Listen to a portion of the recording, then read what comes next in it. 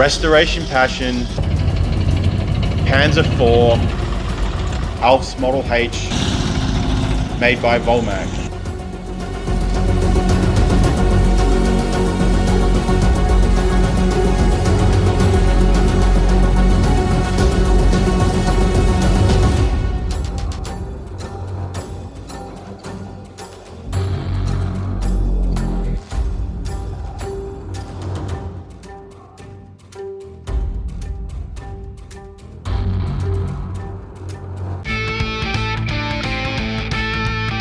I love this guy.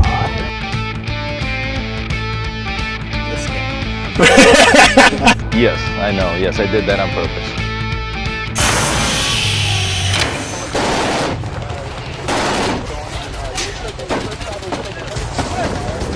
So, welcome to the interior. And I gotta say, from the unexperienced eye, this is just as magnificent as the outside. But you know, what have you got to tell us about? Yeah, so I'll say here's the upfront disclaimer. There's a bunch of pieces here that are works in progress because we're kind of down to the really hard to come by parts. Mm-hmm. So we've got a bunch of place fillers for right now. Mm-hmm. So you're going to see some of the equipment is not the right equipment. The right equipment is either being constructed or being sourced and on the way. So okay. I'll talk about different things and. Some of them, I won't talk about the inaccurate ones, I'll just talk about the accurate ones. Right. So big point to look at is the machine gun mount. This is, I've mentioned it earlier, is a complicated piece. So it holds the MG34, and the MG34 is fired off of a foot switch. So the gunner would hit the foot switch, it runs a series of rods. Oh, I see. Yeah, it pushes that thing forward. And so then that little guy pulls the trigger on the MG34, and it's spring-loaded, so as the gun is recoiling and bouncing back and forth, it'll continue a steady pressure on the trigger, so that's kind of cool. Yeah. It has a little shock absorber in it and whatnot. So obviously the loader is also responsible for manning this. His primary feed is going to be the sacks that we talked about, which are all mounted down under here. Yep, okay. So they carried like sacks and sacks and sacks and sacks of ammo. Mm-hmm. And he just unhooks them, and that's pretty...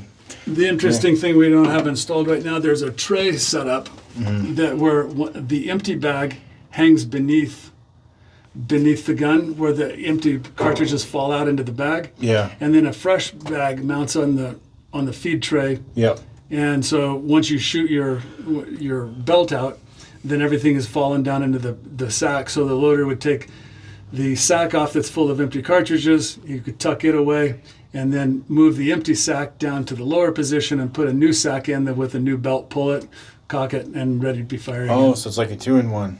Yeah. Yeah, okay. Yeah. It's got fulls, and then it's empty, and then it's full of empties. Okay. So, again, this is basically starting from the loader's side. And you guys have even done the stenciling, too. Do you have the translations off the top of your head? Yeah, so the tubes up here, so they continue to carry the gas mask protections for everybody was always worried about somebody using poison gas. Mm-hmm. And so the Germans always carried gas masks, and in a tank you can't operate your equipment if you're wearing a gas mask. Okay. So what you are wearing the cartridge on the gas mask. So you would put your gas mask on, and then there's a breathing tube. So that says Atemschlauch, which is a breathing tube. Okay. And you would hook that onto your gas mask and hook it onto the cartridge, and then man your equipment. Right. I would imagine that diving into the realm of correct, working, accurate World War II German radios is a tall order. Yes, it is. So the reason we put the modern stuff in is as we operate the tank, it's important that for safety purposes that the driver can talk to a commander and things like that. So if we're going to be doing film, or if we're going to be out doing shows around people, we need good communications. Yeah. So we're using the Vic system. Okay. And I've got the original pieces, but they don't work. They look better, but this is actually going to be functional for us. Yeah, and that'd be hard to argue. So, and then this is part of comms, or what's this? That exact translation, I'm not sure, but that is when the loader loads the round and it's in place and ready to fire, then he activates that switch. Oh, so it's like in your Russian stuff, the loader safety switch. Yeah. So he can lock out the gun firing with this. Okay. Yep. And then we were talking about this earlier. It's some type of a assistant, like the loader can assist traversing. Yep. Because when you're manually rotating a turret and you're on a side hill, it's awfully hard to raise that barrel up. And so if they're in manual mode and the gunner is struggling, then the loader can kick in and give him a hand. Okay. Let's talk about this giant unit down here.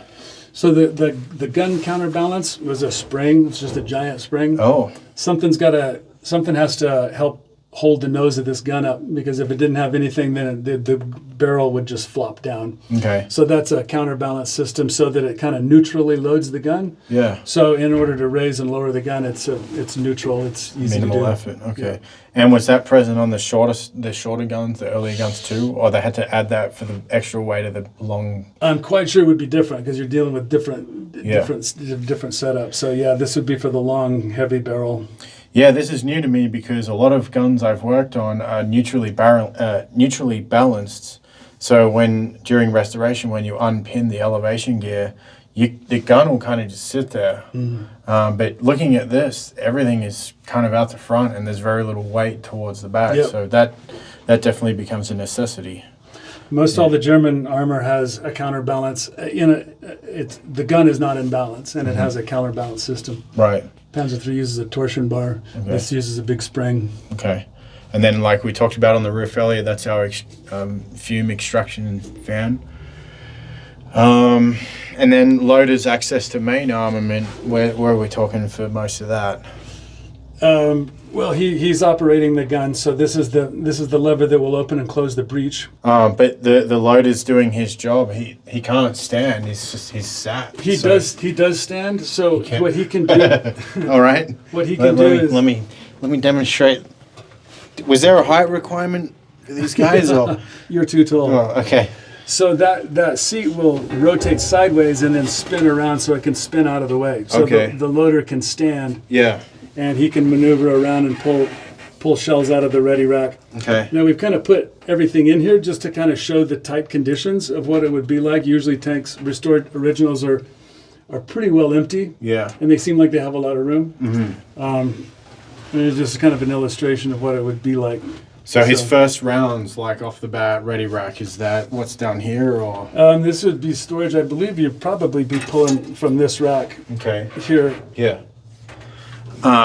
And then he's doing that from this. He's loading standing up typically, or? Okay. Yeah.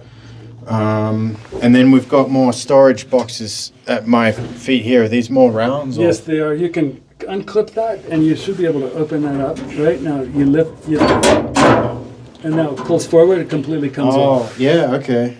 So you're also carrying a number of rounds in 3 boxes there by the side. So if you were in combat, these lids would be off, I'm sure. And then you'd have all of the rounds that are standing up right there at your fingertips. Yeah. So there's a lot more room for ammo in here than I would have thought. There's ammo kind of everywhere. But then we face that timeless debate of, that debate of rounds in the hull versus rounds in the turret, more modern times with turret overhang. But if they're traversed off, if we're traversed hard off at 9 o'clock, I've got very limited access to ammo other than what's on the floor of the turret. Yeah. So that would definitely be a limitation. As you're spun around, you can see behind the driver, there's this ammo bin on this side. Yeah. So it depends on where your turret's at is what ammo you're going to have available to you. So, and then behind the loader, we got more going on over here. Do you guys know the So there would be, it's one microphone and one headphone is what that says. Okay. And so that's your throat mics and your headphones. Each man has a little box that's specifically set up to hold his stuff. Okay. And then the loaders, I like the loaders like exit hatches right there. Yeah. What's beneath the seat over here? It's more machine gun rounds. That box would hold those bags. Yeah. So in the face, kind of behind your heels here, that box would be filled with those hanging bags. Oh, I got it. Yep. Okay. Yep. And And, then- then we also have gas masks. Those are, each guy's got his gas mask. Okay. This arrangement, so a lot of the finer arrangements varied from tank to tank. Yep. So it may be an assembly thing, but if you look for the standard place that a lot of these things are placed, you won't find it. It's just every tank is almost a little bit different. Right. This is a first aid kit. Okay. Yep. It's a field first aid kit, and again, you got gas mask back here. So I see no turret basket, but there is the rotating turret floor. Is that kind of indicative of most of the German tanks, or? Like the Panzer III does not have a floor. The 4 does. Okay. Panther does. Tiger does. I think most of the rest of them probably do. Yeah. We're missing a bag here. So when the shell would eject, it's as I mentioned outside, it's a semi-automatic. So as the gun recoils, then it's going to spit the shell out, and the shell will come back and hit this piece and then fall into the bag. Right. This little shield here was a later add because a commander would tend to sit in the commander's chair and he would drape his hands over there because it's very convenient. It's right in front of you, and you'd rest your hand here. If you got your hand in there just right, a shell could extract and break your fingers. So this is kind of a little shield to protect against that. Yeah. And then empty rounds. Were the Germans big on restowing and reloading, or would they just shoot them out of the tank? Toss them out, yeah. Yeah, They okay, would toss them out. Yeah, Shit. this is the holder for the MP40 Yeah. for the tank commander. Okay. So not every crew position has MP40, just pistols like we talked about. Yep. And then the crew commander had an MP40. Yep, that was one that was right there. Yeah. Yeah, I do like the field of vision these guys have, but you got to close these things. So you said you closed the back one first? Yeah, you close the back one first. Oh, man, that just clears that Schutzen. Like, Yeah. look at that. Can you see that on the camera? That is tight. Look at that. That is a tight, but they did it. All right, so you close out the back one. And then, yeah, you can tell these are all original. You can see from an internal blast. You see all the marks on that from an internal blast. Jesus. Okay, and You'll see those marks on the roof, on the ceiling too. So this is an original piece. So all of these little troughs and divots and things are from an internal blast. That was a tank that didn't make it. and a crew that didn't make it. And then the other side has a lockout.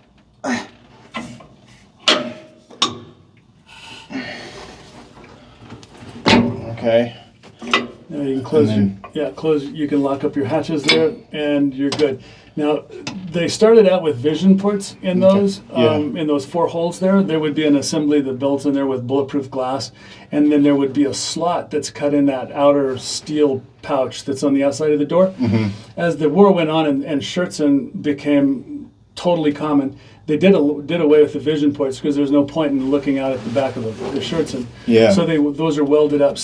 It was a real mishmash. Some tanks were put out with things that are welded up. They actually went to a door that did not have anything. It was just smooth doors. Okay. So there's a huge combination of things you could see there. Yep. And then was that a pistol port? Yeah, so pull that towards you and then raise it up, and you would hold that open and you could shoot your pistol out of it. To some degree of success, but not a whole lot. Yeah, right. Okay. And then this lever up here, does this do It anything? just locks. It just spins over and locks the turret door closed. Oh, so you can get it from the top as well. Yeah. Oh, like I that. gotcha. Okay. Yeah, like that. Yeah. And then see the bottom one has two levels on it. So if you'll open the top. Now push the door just barely out, barely open. Yeah. You got to open the bottom hatch now, barely, and then you can set it right there. Now that's your air conditioning. There's another feature. Yeah. Okay. You just turn the air conditioning on there. All right. So when I got to get out of this thing in a hurry, we're going like 1, 2, push that open. Hope that locks, and then we're gonna send that one out. And then out you go. Okay. Let's see how much of a painful. Oh, I got to do a Cirque du Soleil act to get out of here. Yeah. So I'm contorting it. This is not going to be pretty. Contorting at the waist. This might seem like it's in slow motion, but it's not. Oh. All right, I got it. But then you see a lot of those photos of them. Oh yeah, they're riding just on cruising, on and the they edge. kind of Yeah. just sit out like this. Yeah. Yeah. Okay. All right, cool. So we're in the crew commander's position now, and yeah, this is a little tighter, a little more restricting, I would imagine. So he's, not. Where's he gonna keep all his maps and command type stuff? Has he got? He's got a couple bins. There's one on each side and one right behind him. So there was a binocular box. Okay. I've seen it mounted here in some tanks. Yeah. On the back wall.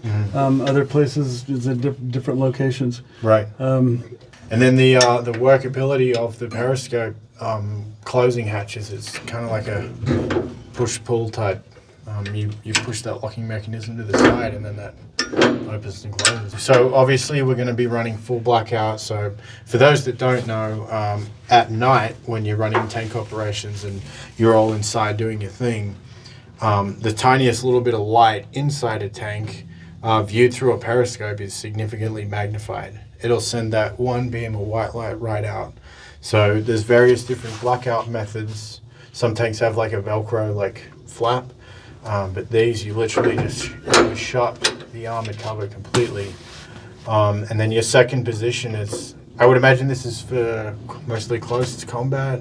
I mean, when you open it to that second position, you got a 1/4 inch of room to look out. You'd be just barely peeping out. Yeah. And then you would pull it all the way back, and then you're dealing with maybe an inch or so of vision.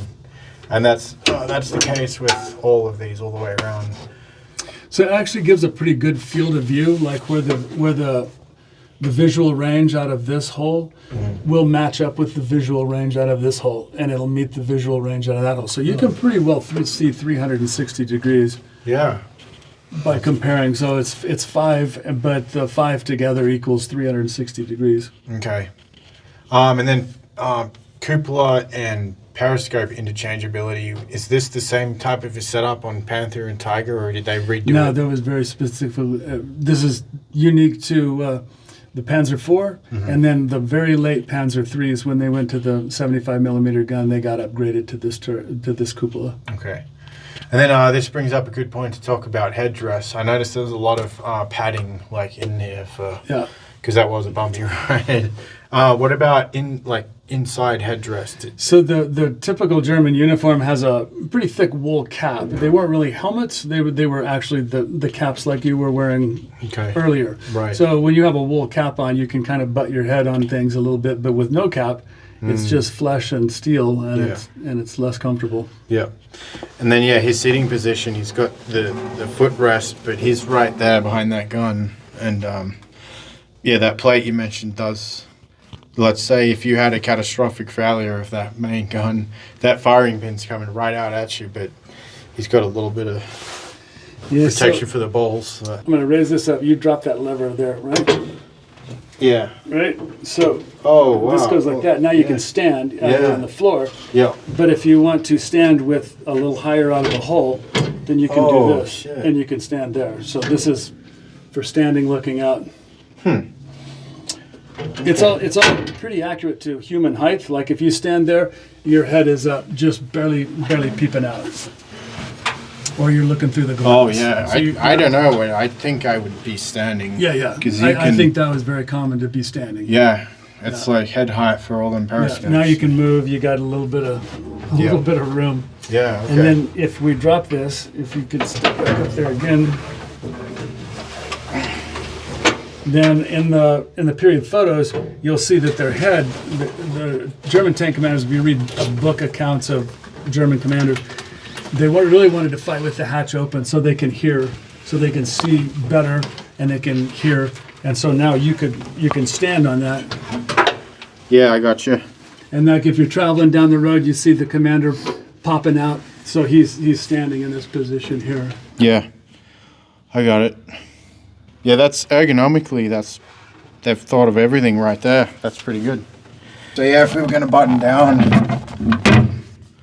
he's just going to engage those right there. 3 of them. Okay. Now you're buttoned up. I don't know, the 3 levers and something about getting out in a hurry kind of feels a bit shit. I might kick you out and go out your way. All right, gunner's seat. So I got to. This is the ugliest part on the whole tank right now. That the turret drive mechanism is a modified Sherman unit. So it is period correct. Period correct. Yes. It does spin and it makes the turret move. Okay. It's a placeholder. We have the original restored gearbox to for the turret rotation, but we can't put it in because what we don't have is the correct gun elevation box. Okay. Yeah. So that's a US piece that we've adapted to work for now. Yeah. And I'm actually trying to source the parts to do the German gun elevation. And what they do is they interfere. So we can't put in the original and correct turret rotation gearbox because the gun elevation. But if you put yourself in your shoes, you've got a Panzer that's like 95% complete. Are you going to put something in there so you can play with it, or are you going to let it sit That's the until deal. the day comes when... I have no idea how long it's going to take to source out the correct gun elevation. So it's either have a dead turret and a dead gun, or do this workaround. So we got a workaround going on. And yeah, you guys, even this is clever. Like, it's a Sherman Traverse mech completely flipped upside down, and then you guys have reclocked the Traverse mech on the same spline and just rolled it so you can still use it. That's cool. Yeah, so that is effective. It's very smooth. Yeah. Yeah, Yeah. absolutely. Okay. This is a new made turret bearing to German specs. Wow. So it cost a fortune. It was. This is a kind of a funny story in making this. So Rotec is the name of the bearing company that made this bearing and gearing and things. So I gave them all of the drawing and everything, and then come to find out Rotec's owned by Krupp. Oh, wow. Krupp's the one that made it back in the 40s. I said, why don't you just call back to the main office and you can get the original gun?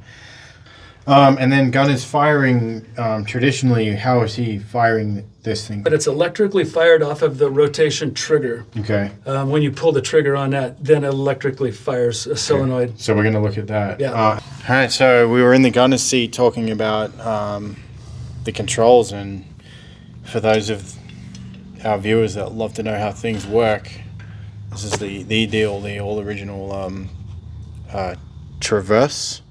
Yeah, the turret Traverse gearbox. So this is slated. It's completely restored inside. Works bueno. But when it's ready to bolt in, can't bolt it in because that gun elevation gearbox hits right here. Okay. And there's just not room for two, so we're stuck with that for a while. Yeah. But when this goes in, so this would be setting right in the gunner's lap, right? And so he's going to be able to rotate this, and it turns the gear. The electric drive motor fits and bolts up to the bottom, and it has a drive mechanism to spin this really fast. Okay, so you got an electric motor can spin that mechanism, or you have the manual that can spin this mechanism. So if we're going to go from manual to electric, then we switch this, and now it's kind of spring-loaded inside, and I turn. It should engage. Oh, we're engaged. Okay, so now when I turn this gearbox doesn't turn, so it's geared where this will turn it. So it kind of switches the direction. This is the main gun trigger when it's time to fire. So the way this works is, you can see this rod. This rod moves up and down. Okay. It goes up inside here. This is an electrical control. So when the gunner loads his round, he presses his button, then this red light will go hot, and it tells the gunner, we got a round in, we're ready to fire. Yeah. When I press this up, it makes electrical contact. Boom. And so that's the fire. So right here, the turret is, I'm not spinning the gear that's turning the turret, right? Okay. But do you see that little guy's turning? Yeah. Okay, so when I switch this over, it disengages the gear and it engages the sprocket. So this sprocket has a little chain, a little bicycle chain that runs over to an electrical box that fits right here, a high voltage electric box. Yeah. So inside of that electric box is the directional switch for telling the motor to go left or to go right. The drive motor? Yeah. Okay. Yeah.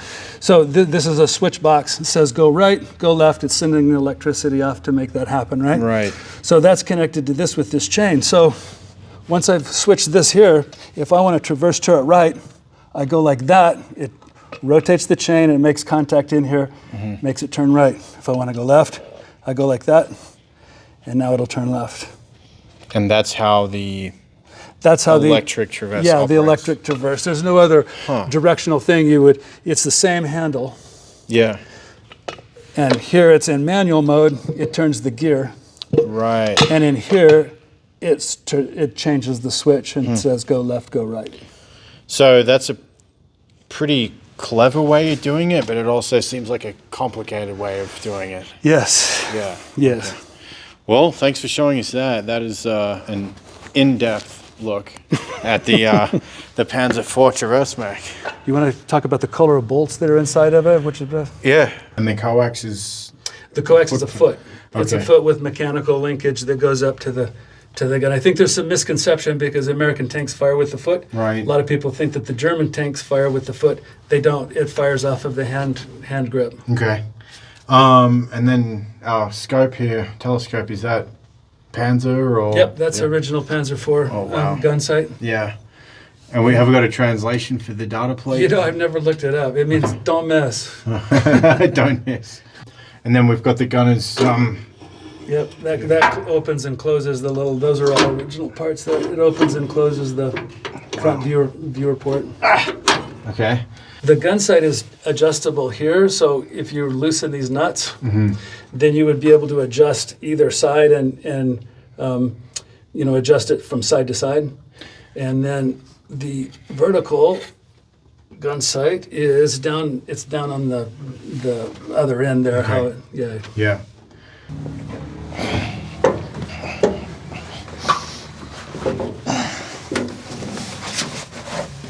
Oh.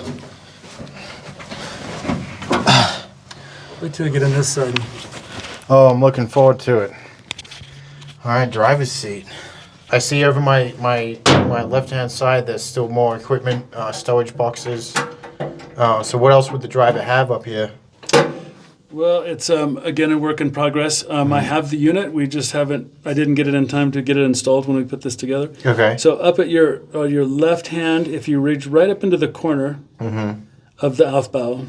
Oh, up here? Back, right there, Okay. right there. There's a gyro compass that will mount there. Oh. Yeah, and so that would let the driver maintain a course. Okay. It's set up with a gyroscope because the steel tank and a magnetic compass doesn't work well together. So they would have to tune preset the coordinate, and then the gyroscope would keep him on course, and it was a directional finding. Okay. So talking about radio antennas, they're a solid copper piece and they're kind of hollow and rolled. So this is an original that came out of the Stalingrad region. It's actually short. It's supposed to be 2.5 meters, I think. Yeah. Anyway, what is interesting about this one is there's actual bullet holes, right? Wow. There's a bullet hole, and you can see a bullet has clipped it. Yeah, that's toast. So if you have 3 bullet holes in one area, do you suppose that they were shooting directly at the antenna? Yeah, that's got to be a machine gun burst yeah. targeting the antenna. Yeah. I think. Maybe. That's... Oh, man. I thought the driver's seat was tight. Oh.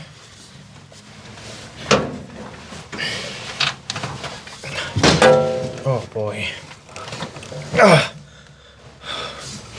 Home sweet home. I don't know about that. I'm still getting adjusted. I know what this is. This is a German propaganda mind control device. So if I put my head here and I peer into that, am I going to start singing the Hitler anthem or something? Yeah. All right. You're fully indoctrinated. Dude, at this that is point. great. So this is the bow gun, but this is mental. What's going on here? I've never seen a system like this. With which part? Like the head and the... Well, first off, I've never seen a bow gun that has an assisted gunner's telescope. Yeah. So... And everything's elevated up above your head, so there's nothing, it's not in a straight line, really. So that's where you have to use this periscopic sight. Jesus. Yeah, that's mental. I'll tell you what, it would be fun to give this thing a go, a live fire. Yep. See how accurate it is. Yeah, this carriage would take it, I think. Yeah. So, yeah, and I don't know, maybe it's the I would imagine that they kind of designed the rest of the tank and then they got to this and they realized that this isn't just going to work with him being able to, because look at the height he'd have to be sitting at to get behind that thing. So they've kind of moved everything. And they've even had to extend the Here's the arrangement of the dual bags, right? So you got your rounds feeding out of one bag. yeah. Oh, They yeah. go through, the empty cartridges fall down into the empty, which is here, and that's catching the empties. Okay. Yeah, so that's in and out, empty, live empty. Okay. So you're familiar with the MG34, how barrel changes? We're doing a barrel change on an MG34? I'm going to say no. Okay. Yeah. So it pivots. There's a rod that goes through here, and so you release certain catches, and then the whole receiver part swivels down and it swings down and under, and then you can pull the barrel out. Really? And then you would be carrying spare barrels, and then you would put in your other barrel, and this would swing back up and catch in place. So this mount is actually will accommodate for that. This button pulls back, it releases this, and it allows this thing, all of the bends and the construction will allow this breech, or the breech part of this gun, to swivel down so you can do a barrel change. So in part 63, we're going to cover that part. This is like, it would take a week to cover that machine gun mount. But in the mount world, I would imagine this mount is rare. Rare. Like rare. Extremely rare. Yeah. And this, you guys didn't copy this. This is, I can tell.